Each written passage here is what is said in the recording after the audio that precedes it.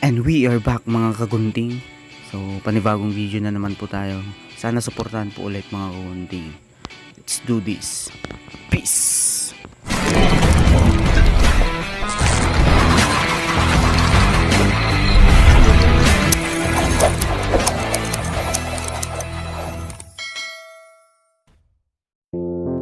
Ang unang gagawin natin mga kagunting ay gamit yung afro hair pick natin, yung suklay pang kulot. So let's do this. Peace.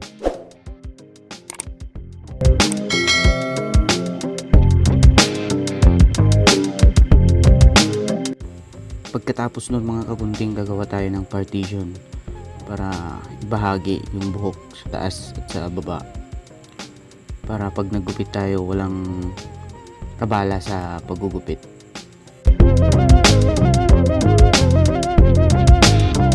Yun, using our number 2 guard mga kagunting, babawasan na natin yung makapal na buhok dito sa baba. So sagad siya na number 2 mga kagunting. So, let's do this. Panoorin natin mga kagunting, at sana tapusin natin yung video na to mga kagunting para pandagdag na rin ng watch hour, baka sakaling makuha na natin at para sa ganun ma-approve na ni YouTube yung channel natin for monetization. So salamat mga kagunting, salamat sa mga lahat ng nagsusuporta at patuloy na sumusuporta sa channel, lahat ng nagpi-play ng playlist ko, lahat ng nanonood. Salamat mga kagunting. Gagawa ako ng vlog bilang pasasalamat at abangan nyo yun mga kagunting. Habang nanonood tayo, ito muna mga kagunting, gumawa ako ng vlog, another haircut tutorial. Yun, thank you.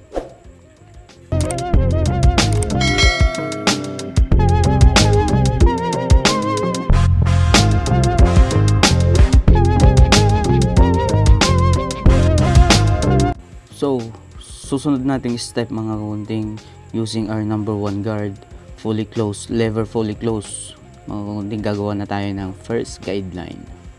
So yun mga kagunting, ang gupit na to ay blurry fade lang, so hindi siya sagad, hindi natin gagamitan ng electric shaver or labaha sa baba. So blurry lang mga kagunting. So panoorin natin kung ano yung blurry. Let's do this.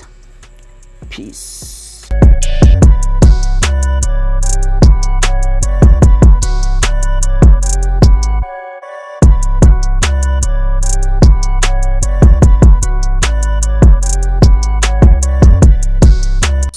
Next step natin mga kagunting ay no guard, fully open. So fade down technique yung ginawa ko dito mga kagunting. So, rekta na sa baba yung ginawa ko, fully open yung lever. Yun, more on flicking motion lang, C-motion. So mga kagunting, flicking lang, flicking technique yung ginawa ko. So, fading down.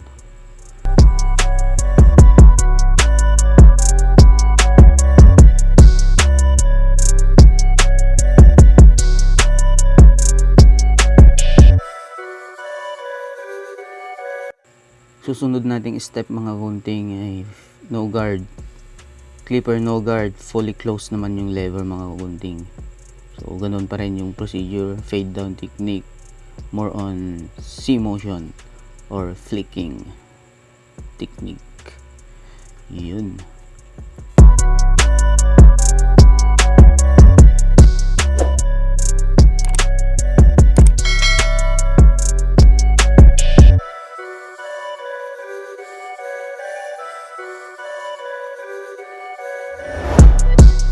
Ang susunod nating procedure mga kagunting, no guard pa rin, pero dito na natin gagawin yung lever playing. So lalaruin lang natin yung lever ng clipper mga kagunting para detail yung naunang guideline tsaka sa pangalawang guideline.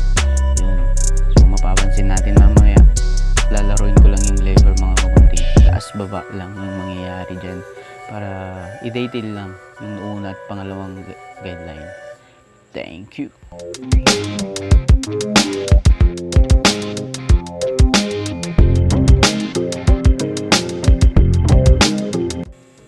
Last step natin mga kagunting, using our 1.5 guard. Fully open naman yung lever ng clipper mga kagunting. So pangatlong guideline. Let's do this mga kagunting. Panoorin natin hanggang dulong mga kagunting. Tsaka bigyan ng like yung video na to. Peace! At ang susunod mga kagunting, fully closed naman. 1.5 guard pa rin pero fully closed na. Yun.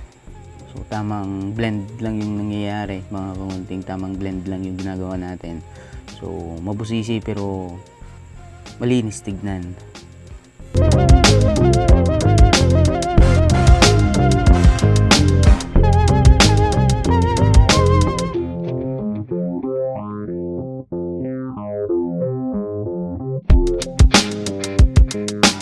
Using our number 1 guard, fully open naman mga kagunting para i-detail yung middle line ng first guideline at saka yung second guideline. Thank you. Fully open mga kagunting yung lever, number 1 guard.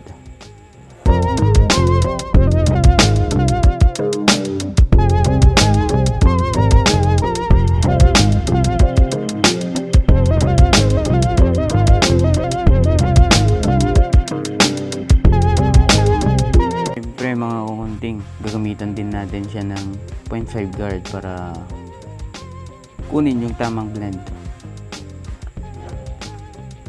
More on detail work na tayo mga kagunting. Nasa detail work na tayo. So linis-linis lang ng mga dark spots.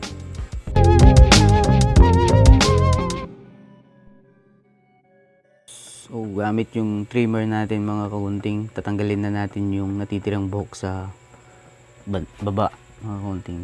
So dyan lang siya mga kagunting, ganyan lang yung sa baba niya, hindi na natin gagamitan ng labaha or electric shaver. So yan mga kagunting, very fade lang siya.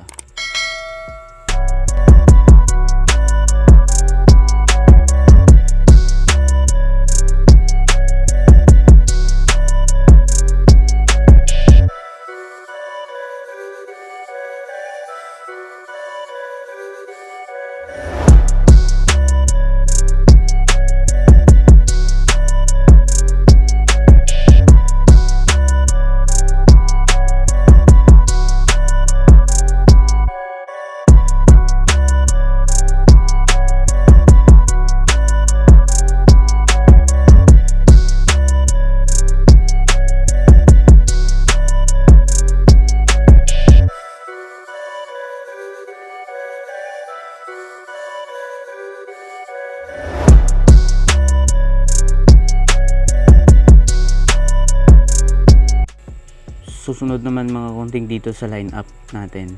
So la-line up na natin siya mga kagunting para mas astig tignan.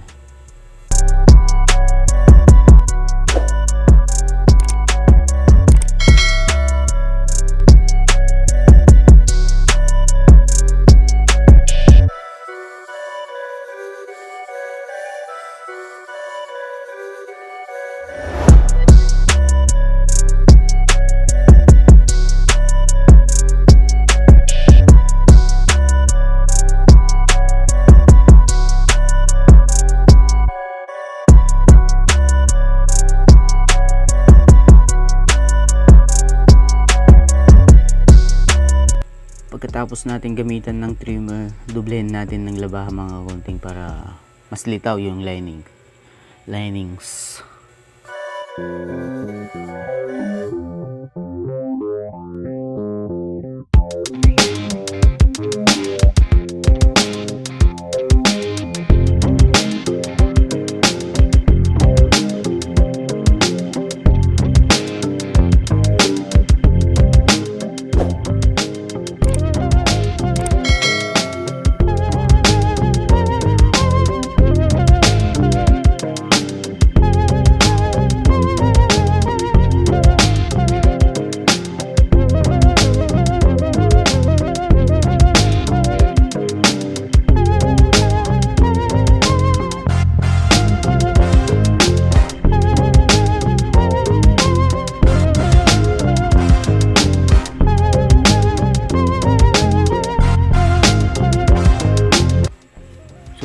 naman mga kagunting, babawasan na natin dito sa taas konti. Gusto pa niyang pabawasan dito sa likod. So yun, gagawin natin.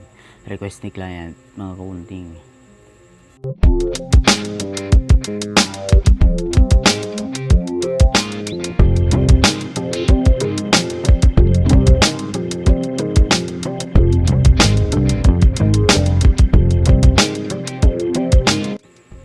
Siyempre mga kagunting, plangketa technique naman tayo para pantayin yung sa bandang taas, para pantay lalo.